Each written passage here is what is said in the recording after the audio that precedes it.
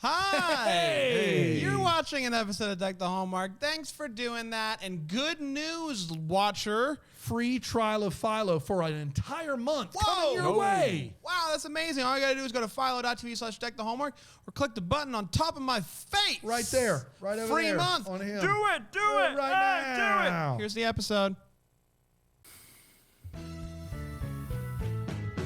This is a Bramble Jam podcast.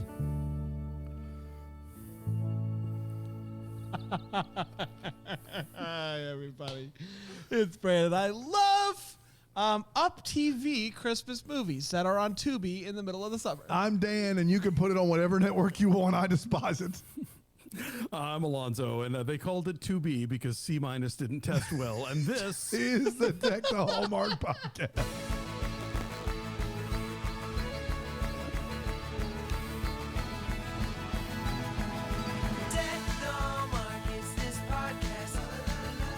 Hello, everybody. Welcome to Man. Deck the Hallmark. Another Monday, another hot Christmas Hot joint. Christmas. You know what?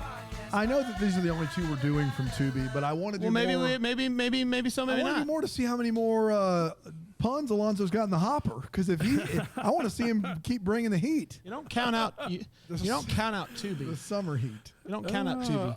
are these the dog days of summer? Oh, yeah. Just checking. Yeah. guess we could see us on Tubi. I mean, August is my birthday month, and I still don't like it. Like, it is just brutal. So, hate summer. what are you going to do? But we're here. At least, we have, Tubi 2 weeks in a row. at least we have central air, unlike Los Angeles and New York City. Seems like everybody still has the window units. Alonzo does. Yeah. In my building, yes. You go over the hill to the San Fernando Valley, everybody's got central air 'cause Classic you San just Fernando dig Valley. out. Yeah. The first time I went to California was to San Diego. My in-laws rented a house on the beach. It was massive. It was $1 million house at least. And we got in there and we were like, where's the central AC? And it did not have it. It was just windows. Open the windows up because you're literally on the ocean. And I was like, this is not how people should live. Like, it just isn't. Like, you need central air conditioning. Oh, okay. No, like you guys live near-ish a coast. You should understand how this works. If you get the breezes when you're by the ocean. It's not good enough. You don't need Not the good fake enough. central air. It's like how in California I get 2 pieces of ice in like a fountain drink. People are like, Okay, no. That's I want you're a making full. that I up. want ice halfway up at least. That's what I want. It just doesn't happen in California. Then Daniel, you ask for that and they'll bring it to you. You That's could even ridiculous. say fill it with ice and they'll bring it. Yeah, that's just I shouldn't. It should be unspoken. No. The rest is still unwritten. I'll just say this. I want to choose whether or not I feel the ocean breeze. Yeah. I want to be able to turn off my central air. Yeah. Then of course. why go to the ocean then? Why go to the ocean if you're going to put yourself in a hermetically sealed box with artificial climate control? What's the point? 99% of the time I do choose not to go to the beach. Well, there you go. I moved away for that reason. Yeah. Florida. My kids love the ocean. That's why I go. I want to get inside the AC. That's how it's win-win. It's a win-win. It's a win-win-win. It's a win-win-win as we like to say. Speaking of win-win-win, this movie. Am I right, guys? The Christmas Up calendar. top. No. All right. UpTV grabbed this one in 2017. Snatched it right up. Snatched it right up. Big bidding A war. hot bidding war, exactly. It, I think it, what did IMDb said? It aired somewhere first, not UpTV, in a different country, I think. Canada. Canada, yeah. Then UpTV heard the clamoring, the Canadians chattering about it. They're like, we got to get this one. Gotta get this one. And got it, they did. The Christmas calendar originally aired on UpTV on November 19th, 2017, and it went a little something like this. Yeah. No. That's exactly how it went. That's what we did all movie. Just like this. Nope. You want to try again? Like this. Emily is a lawyer turned baker. That's right. She was a lawyer and now she's a baker. This French fellow, quote unquote, named Gerard walks in and makes it very clear early on that he wants you to think that he's French. After he walks out, she discovers this mysterious package, and inside is an advent calendar made out out of a dollhouse? I don't know. She opens up the first door, and since it's December 1st, you can do that legally. It's a riddle that basically says open up the rest of the doors as the month goes on. You know how advent calendars tend to work. It turns out her grandma, who owned the bakery, she has since passed on, had debt on both the bakery and the house. To make matters worse, there's a new bakery opening up right across the street inside of a grocery store. Is what it appears like. Forge. Forge. Hate those guys. So to make matters even worse than that, Gerard is the baker. A newspaper guy comes in and decides to write a story on the mysterious calendar, and it brings in quite the crowd the next day. People really want to find out who left this calendar. And it keeps growing day after day, more and more people showing up. She starts to wonder, who could this be? Who sent this? Who could it be now? She thinks that there are at least 3 guys in this town who might like her. So she's going to bring them all goodie bags. But Gerard starts showing up, and maybe he's interested. Who knows? They end up baking together. Things get spicy when he feeds her a baked good, as things tend to go, and then kisses her goodbye on the cheek. Because he's French. But the next day, he thinks that she stole his gold leaf, and you don't steal a gold leaf. I've said it. No. Once, said it a million times. She's like, I didn't take your gold leaf. It just showed up. That's not my fault. They fight in front of everybody, but nothing heals a broken relationship like a town bowling night. He bowls a perfect game despite the fact that he's never bowled a day in his life. So obviously she's in love with him now. A health inspector shows up in town and ends up shutting Gerard's bakery down because they didn't have a license to bake. The owner of the bakery sends some guy to steal the calendar, but he gets caught with a literal ton of flour that fell on him from the heavens. It's Christmas Eve, the day of the final clue, and hopefully the day that we all find out who's in love with her. Even the news comes to cover it, the real news with camera. It turns out that it was her grandma the whole time, and it was her way of spending one last Christmas with her. That night, Gerard comes in and tells her how he feels about her, and they end up kissing as the snow falls outside.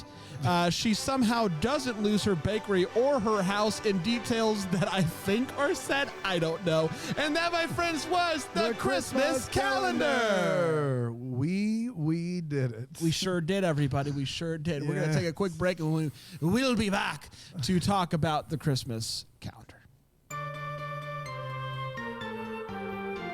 What day of the month is it? Is it Philo Day? It's always Philo Day at my house. Really? What do you mean? I mean, I get unlimited DVR. I get it for an entire year. Whoa. I get over 60 channels, and I'm only paying $25 a month. Way less than those big guys. I hate those big guys, The but big I guys are the worst guys. I love Philo because you're telling me every day's Philo Day? Every day's Philo Day. I've been doing it wrong this whole time. Every day is Philo Day, and Philo is for everyone. That's So phenomenal. everyone can watch Philo every day, $25 a month, unlimited DVR, 60 plus channels. All right, I know this isn't possible. Is there any way you can sweeten the pot? There's one way. What? How? 25% off for 2 months.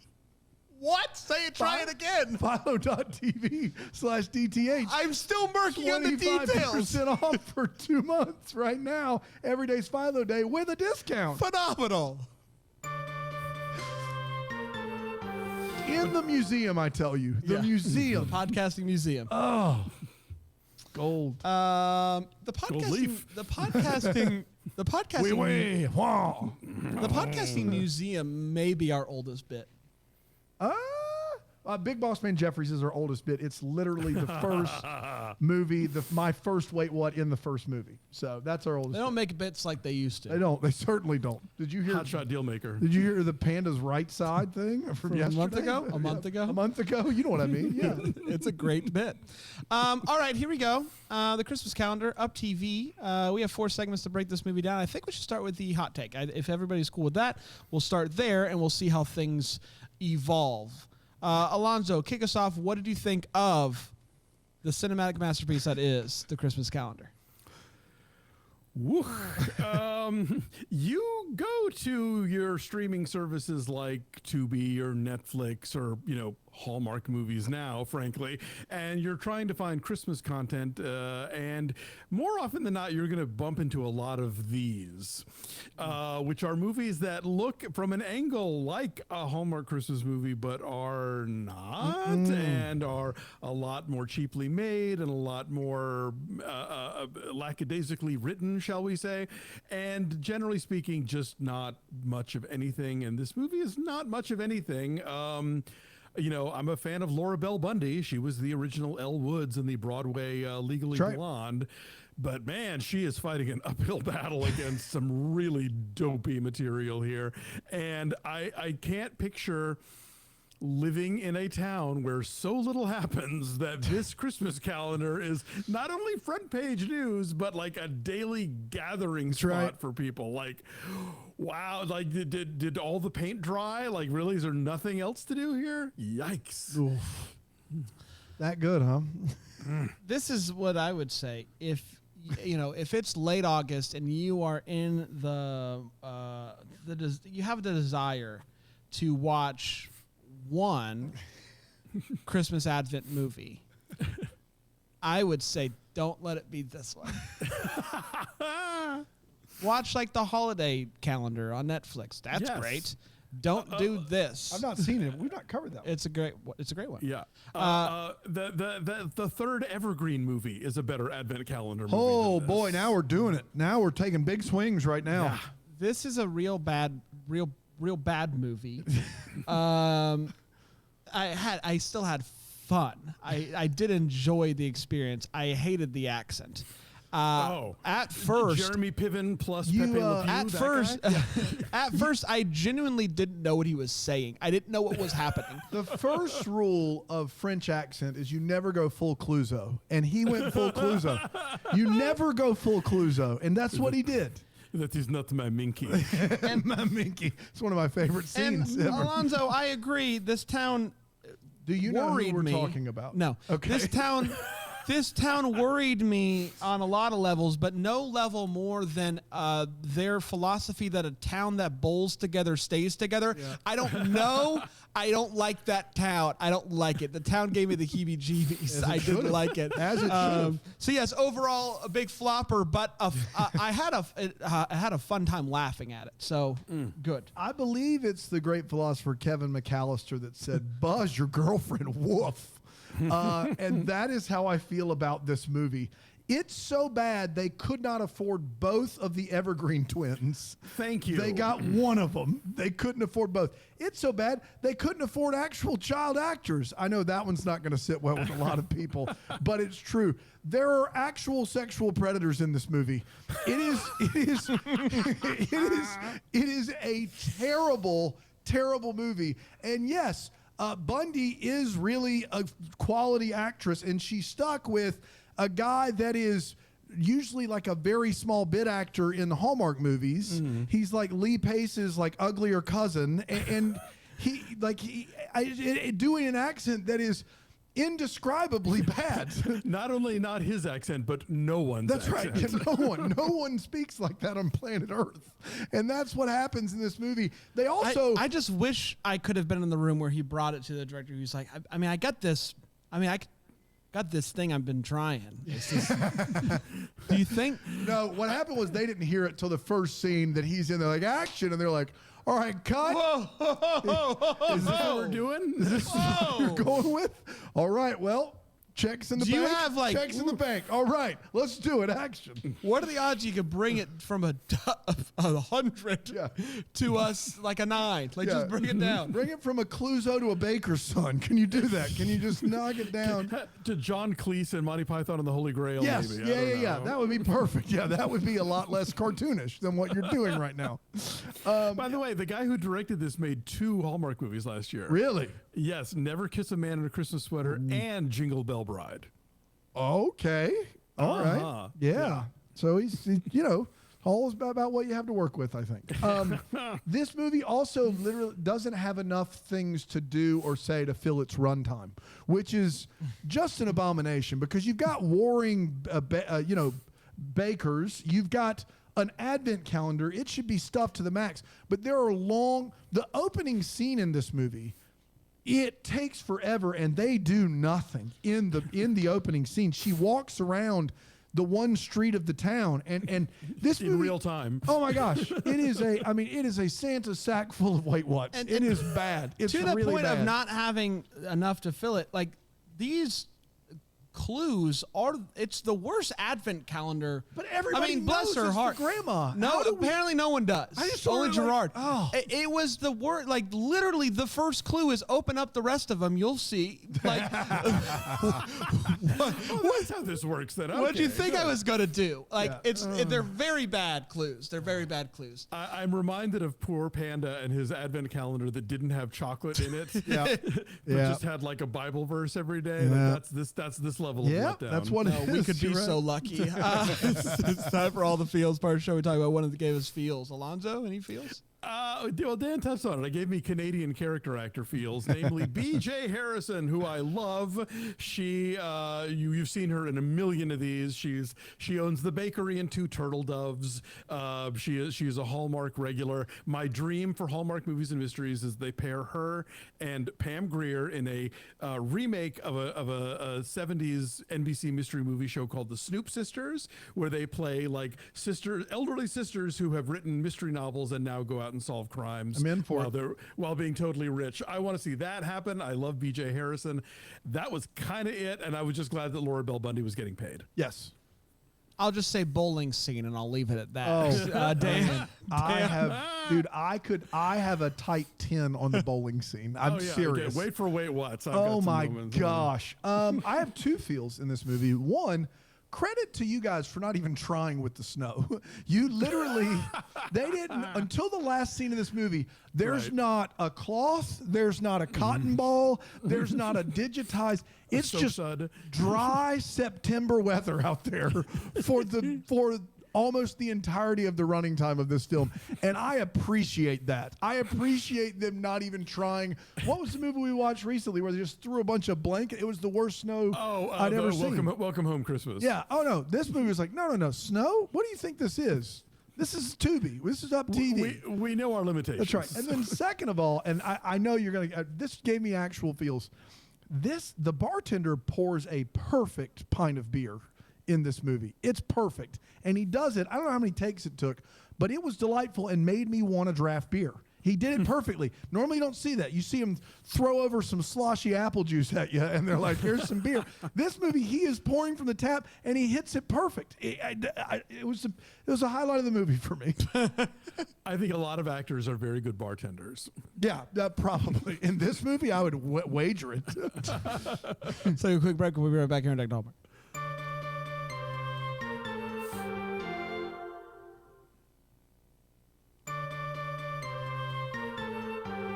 Welcome back, everybody. We're talking about, is it A or the Christmas calendar? A Chance for Christmas, the Christmas calendar. Exactly right. Unnecessary articles, a Tubi story.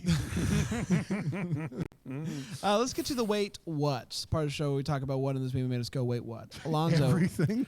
you have some. golly, yeah. Let me dig and see what I can come up with. All right, so yeah, after the long walk to the bakery that Dan described, this is one of those magical bakeries where you breeze in at 8 a.m. and everything's already baked. It's one of those things where they don't make anything in house. That's what happens. Of course there. not. This is some Hannah Swenson mystery thing right. where Yep. it's like, no, are you up at 3 o'clock in the morning making croissants? No, you are not. You are breezing in That's right. after the sun has come up, and look at all the macaroons. They got to save all the flour for that guy to fall through the skylight on. Man, okay, so we're meant to understand that Frenchie McFakeface had his own bakery in New York City, but he left that That's right. behind to come work for a grocery store chain in this tiny middle of nowhere town. Can you imagine? Sure. Just like going down to the new Harris Teeter. Oh, I know it well. It's got the restaurant, the buffet in there. and like behind the stations like Wolfgang Puck. Right. It's just like, oh yeah, I just This is the equivalent of Gerard handing out free cookies at Publix. This is what's happening here. Yeah. Harris Which he Teeter literally called. does at some point. When Harris Teeter calls, you got to go. I mean, You need a storyline that involves like a debilitating heroin addiction and an attempt to claw his way back into the industry. None of this makes any sense. We talked about there's nothing going on in this town. All right, so there's a handful of candidates, like 3 dudes in this town who she thinks might be the secret admirer. 2 of them are twins. I could not pick out Tree Guy and Light Guy. I couldn't either. I thought they were the same person until that she was handing out those goodie bags. One of them is trying to commit heinous acts from Law and Order SVU the whole movie. Yes. So that should... they're Goofus and Gallant, but they're identical. It's insane. They look very close to the same. They do. Come on. Right. You do better, Canada. Yeah. This is a small town that has one newspaper, and that one newspaper is published by the mayor. The mayor, that's right. Yeah. What kind of tin pot dictatorship is this? Oh, yeah. Where like he is draining the city coffers and distracting people's attention with front page stories about advent calendars.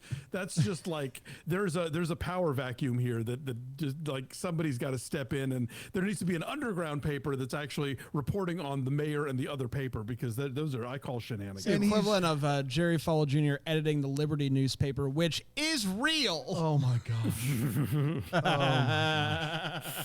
Just can't even. I can't. Give me the shutters. But is he doing it with a giant camera? No, he's not. I'll get that. Don't worry. Well, maybe the pool boy's holding it. I don't know. Diving in. Topical jokes. The bowling sequence. A lot going on there, but this is the biggie. Everybody is losing their mind because first-timer Frenchie Face is like bowling 10 strikes in a row, which is impressive. It is. Awful woman who manages the grocery store has bowled 9 strikes in a row and then a 9-pin spare, and no one cares. No one cares at all. It's like, Nobody cares at all. Go home, lady. Yeah, you're terrible. Yeah. Yeah, a bowling alley would see that performance once in a decade, and they're like, "Oh, you suck." Side by side. Forge, the worst. I will split up my Wait What's into 2 categories. One is the newspaper, and one is bowling. Yep. One is the newspaper camera. I just I couldn't believe it. Two.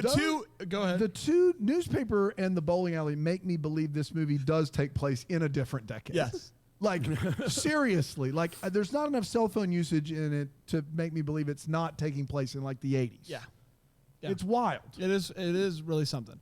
And then he says this line, "I thought 12 puppies was a big story." Yeah. That's a Tuesday, man. Like, in what world is someone of 12 puppies? What? That town's got to be like 8 people big for that to be a story. Look, again, this is a town where an advent calendar is the center of attention for all of December. Yeah. I go into the bowling sequence. Gerard, buddy, I know it's your first time bowling, but like, there is something called bowling etiquette, and you don't mess with it, which he does. He bowl, like, there's a lady who's been waiting to bowl next to him for 20 seconds, and he's just like, "Nah, it's time to go now." Rushes in front of her, bowls. Doesn't matter. I'm bowling a perfect game, pal.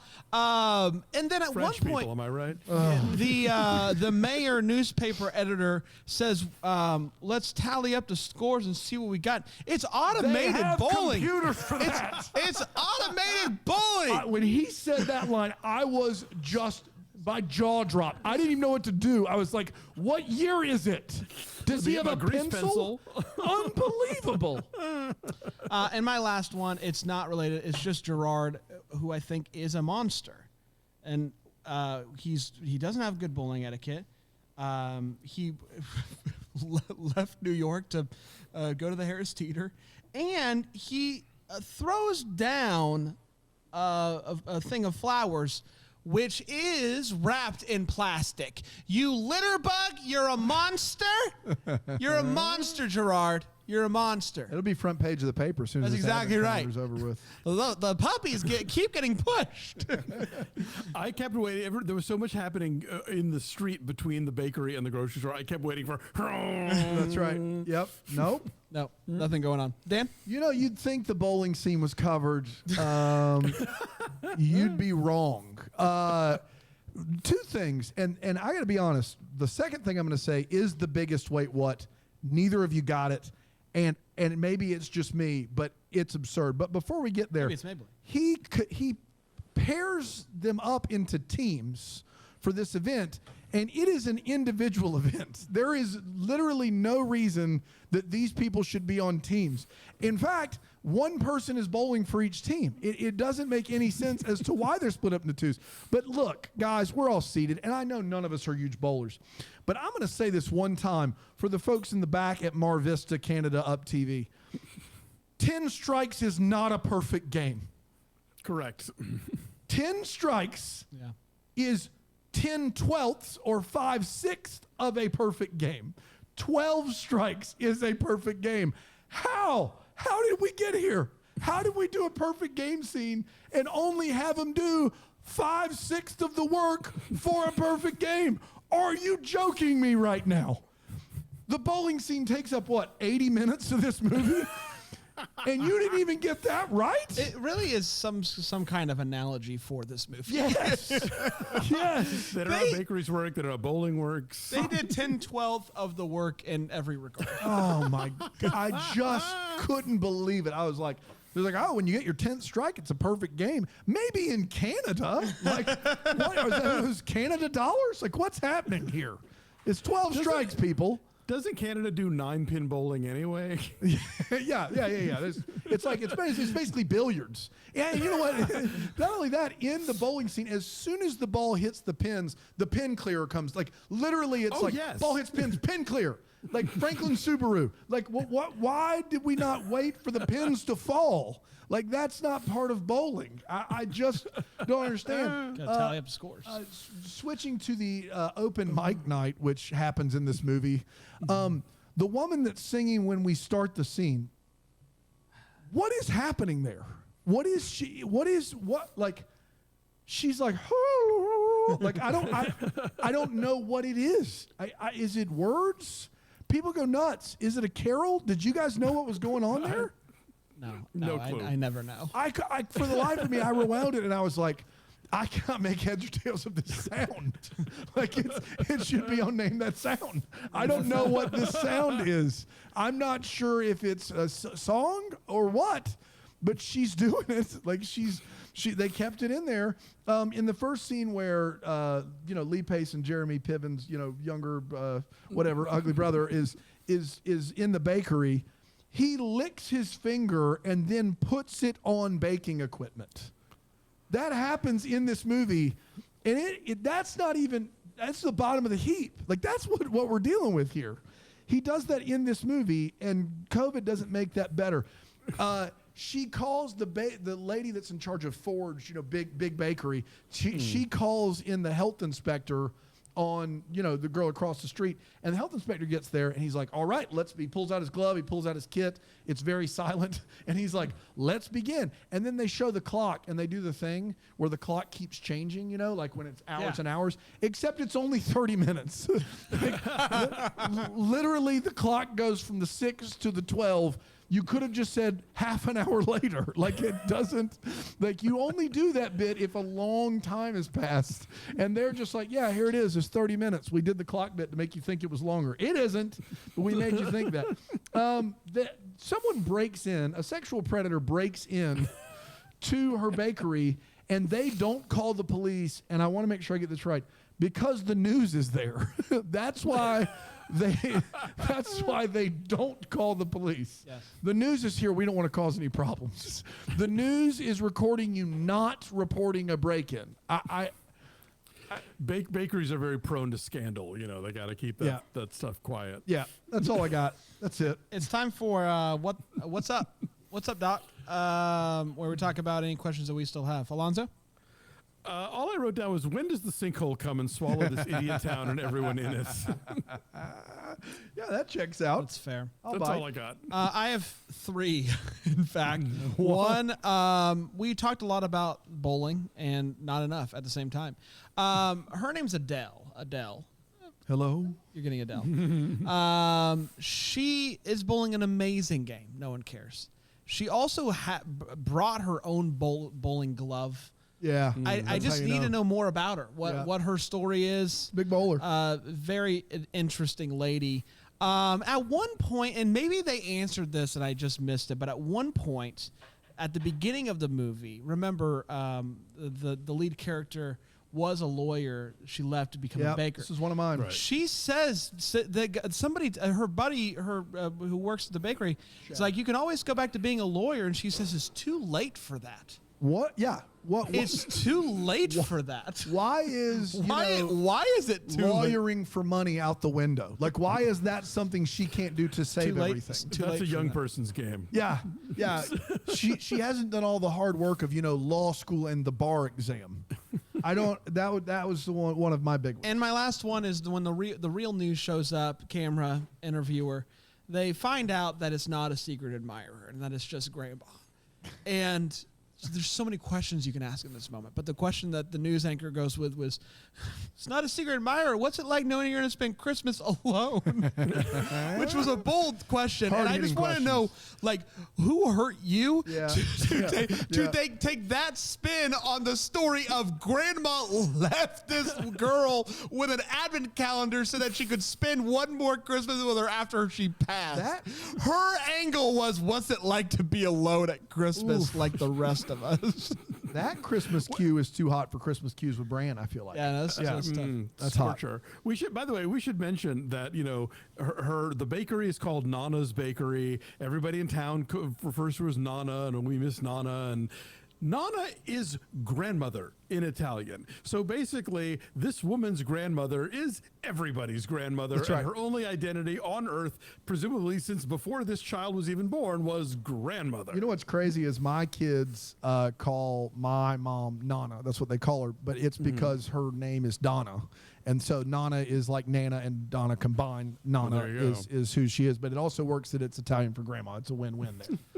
Dan, do you have any? I have one left that was not taken, and it is, I want to know the editor, director, writer, whomever put together this end of the movie and how many times they watched Return of the King before they did so. Because I thought the movie was over 4 different times. On 4 separate occasions, I was like, well, that's it. Third bucket's over. It's not. Sit back down. We got to get back to the Shire real quick. Hold on. I don't think it was I felt like it was over 4 times. I felt like it could have ended 4 different times. Grandma's a ghost. There's Grandma is a ghost. Yeah. Which I didn't get to. We didn't even get to Grandma We didn't being get a to ghost big- ringing the yes. bell It that the was kid can see. And the extra angel. Yeah. There's so much going on. Yeah. We didn't even get to. There And yet is nothing. Yes. If you have an affinity for bad Christmas movies, this is your movie. I just like they had this movie. This And could be. It really could be like up there, like the Room of Christmas movies. Like it is real bad. it's real bad. It's a lot of fun. A lot of fun. Agree to disagree. Every time Ghost Grandma shows up, you ring a bell. throw a bell at the screen. It's gonna be great. We did, everybody. Congratulations, Alonzo. You got any words of wisdom you want to leave us with? Yeah, my words of wisdom is that Canada is full of people who speak French, and maybe cast one of those people who also speaks English in your movie where a character is supposed to be French rather than have this ear-shattering accent that The was phone never, is ringing. that was never remotely believable. Oh my gosh, it was phenomenal. I couldn't believe it was happening. I couldn't believe it. We did, everybody. We'll see you tomorrow, I'm sure. Yeah. Until then, may we be the first to wish you a Merry Christmas. Deck the Hallmarks of Bramble Jam podcast. It's presented by UpTV. It's produced by Brandon Gray and recorded live in, that Greenville, South Carolina. Set decor is by Plum at Haywood Mall. For more information on Deck the Hallmark, you can go to deckthehallmark.com. For more information on Bramble Jam Podcast Network, you can go to bramblejampodcast.com.